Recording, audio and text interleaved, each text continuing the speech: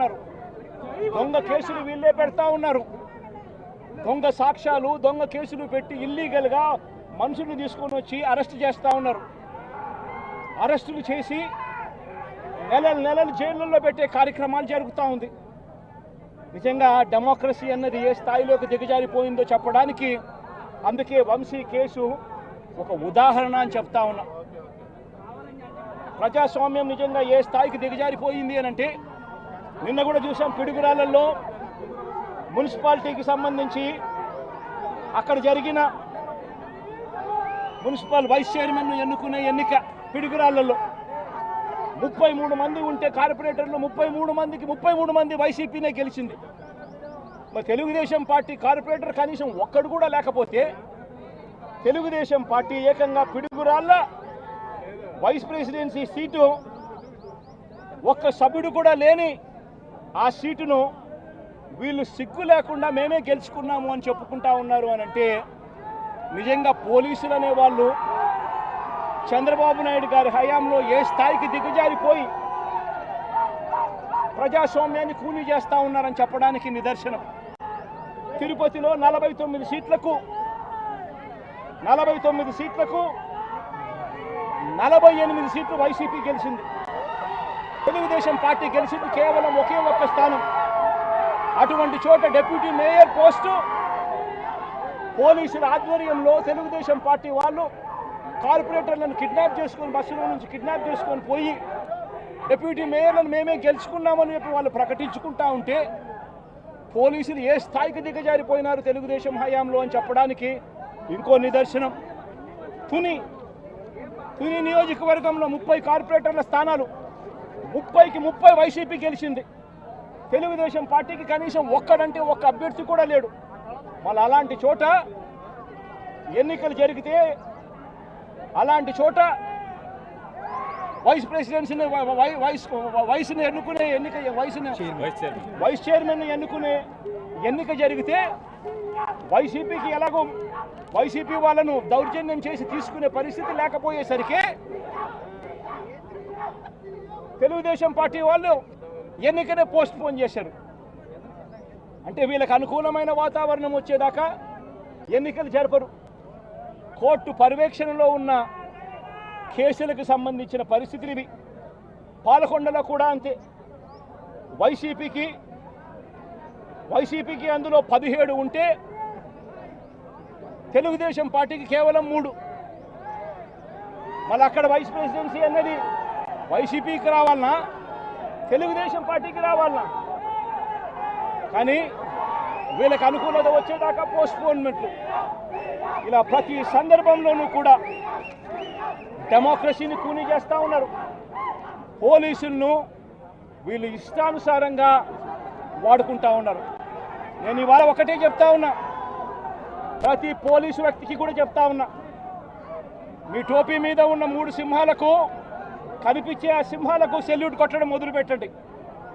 Telugu Desam party నాయకులకు salute కొట్టడం మొదలుపెట్టి వీళ్ళు చెప్పినట్టుగా చేయడం మొదలుపెట్టి అన్యాయాలు చేయడం మొదలు పెడితే మాత్రం ఎల్లకాలం తెలుగుదేశం పార్టీ ప్రభుత్వమే ఉండదు అని చెప్పి ఇవాళ ప్రతి అధికారికి కూడా నేను తెలియజేస్తా ఉన్నా. రేపొద్దున మళ్ళీ మా అధికారం వస్తుంది. వచ్చినప్పుడు అన్యాయం చేసిన వీళ్ళందరినీ, వీళ్ళ అధికారులందరినీ, అన్యాయం చేసిన ఈ నాయకులందరినీ కూడా బట్టలు కూడా తీసి నిలబెడతామని చెప్పి కూడా ఈ సందర్భంగా తెలియజేస్తా ఉన్నాను. ఎవడిని వదిలిపెట్టేది ఉండదు. ఇదే వంశీని అరెస్ట్ చేసేటప్పుడు సిఐ అన్నాడట, నేను 1.5 సంవత్సరంలో రిటైర్ అయిపోతాను అని చెప్పి.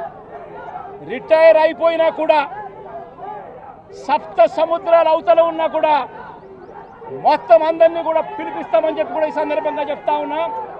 చట్టం ముందు నిలబడేట్టుగా చేస్తాం, బట్టలు ఊడదీస్తాం, న్యాయం జరిగేట్టుగా చేస్తాం అని ప్రతి ఒక్కరికి కూడా తెలియజేస్తా ఉన్నాం. ఈ మాదిరిగా అన్యాయం చేయడం మొదలు పెడితే మాత్రం ఖచ్చితంగా ప్రజలు, దేవుడు ఇద్దరు కూడా వీళ్ళను శిక్షించే కార్యక్రమం ఖచ్చితంగా జరుగుతుందని చెప్పి సందర్భంగా మరొక్కసారి వీళ్ళందరికీ కూడా చెప్తా ఉన్నా. అన్యాయంలో భాగస్వాములు కావద్దండి. మీ టోపీ మీద ఉన్న సింహాలను గౌరవించండి, వాటికి సెల్యూట్ కొట్టండి, మీ వ్యక్తిత్వాన్ని కాపాడుకోండి అని చెప్పి ప్రతి అధికారికి కూడా ఈ సందర్భంగా తెలియజేస్తా ఉన్నా. లీడర్స్ని టార్గెట్ చేసి అరెస్ట్ చేస్తూ ఉన్నారు. దాన్ని ఎట్లా చూస్తారు? మన పేరుని కానీ ఇవాళ వంశీ, ఇటీవల కొంతమంది అరెస్ట్, నంది సురేష్, ఇట్లా దాన్ని ఎలా చూడాలి? ప్రజాస్వామ్యం కూలిపోతా ఉంది అని చెప్పడానికి ఇవన్నీ నిదర్శనాలు. ప్రతి కేసు ఇల్లీగల్ కేసే. ప్రతి కేసులోనూ కూడా వీళ్ళే బెదిరిస్తూ ఉన్నారు, అవతలోడు బెదిరిస్తూ ఉన్నాడు అని చెప్పి వీళ్ళే కేసులు పెడతా ఉన్నారు. అసలు బెదిరించేది ఎవరిని బెదిరిస్తూ ఉన్నారు? ప్రతి విషయంలోనూ వీళ్ళే. పారిశ్రామికవేత్తలను వదలడం లేదు, రాజకీయ నాయకులను వదిలిపెట్టడం లేదు.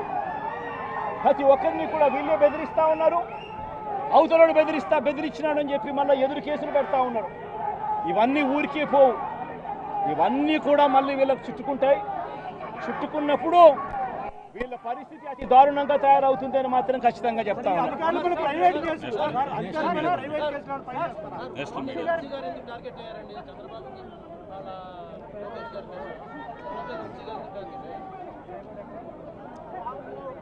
వంశీని ఎందుకు టార్గెట్ చేస్తా ఉన్నారు అనేది చంద్రబాబు నాయుడు గారికి వంశీని చూస్తే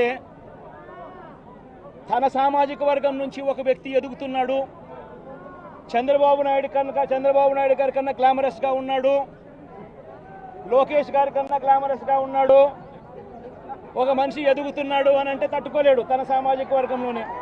అందుకనే కొడాలని నేను చూసినా ఆ మనిషికి జీర్ణించుకోలేని ఆక్రోశము, వంశీని చూసినా కూడా జీర్ణించుకోలేని ఆక్రోశము. ఎందుకంటే చంద్రబాబు నాయుడు గారి కన్నా చక్కగా ఉంటారు కాబట్టి వీళ్ళిద్దరు. అవినాష్ కూడా పాపం ఎప్పుడో ఒకసారి టార్గెట్ అవుతాడు, ఎందుకంటే లోకేష్ కన్నా చక్కగా ఉన్నాడు కాబట్టి. ఇది చంద్రబాబు నాయుడు గారి మనస్తత్వం.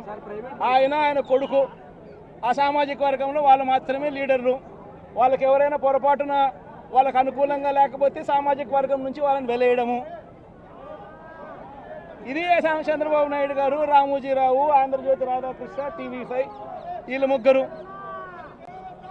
నిజంగా ఇది ఒక మాఫియా రాజ్యం.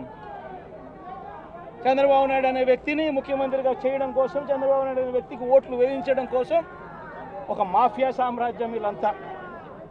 ఆ మాఫియా సామ్రాజ్యంలో ఎవరైనా చంద్రబాబు నాయుడు గారికి వ్యతిరేకంగా వాళ్ళ సామాజిక వర్గంలో ఈ అవినాష్ కానీ, నాని కానీ, వంశీ కానీ ఇలాంటి వాళ్ళు ఎవరైనా నిలబడితే, పాపం మా శంకర్రావు కానీ, మా బ్రహ్మనాయుడు కానీ ఇటువంటి వాళ్ళు ఎవరైనా నిలబడితే అంతే, వాళ్ళ సామాజిక వర్గంలో తప్పు పుట్టారు, వాళ్ళ అన్యాయస్తులు అని వాళ్ళ మీద తప్పుడు కేసులు పెట్టడం, వాళ్ళ మీద ఇల్లీగల్ అరెస్టులు చేయించడం, వాళ్ళ మీద బురద జల్లడం, వాళ్ళని ట్రోల్ చేయించడము, ఇవన్నీ కూడా చంద్రబాబు నాయుడు గారి నైజం, లోకేష్ గారి నైజం చూపిస్తుంది. ఇవన్నీ కూడా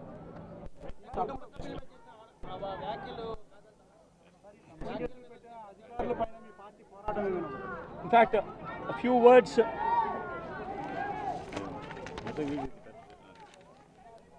ఫర్ ది నేషనల్ మీడియా.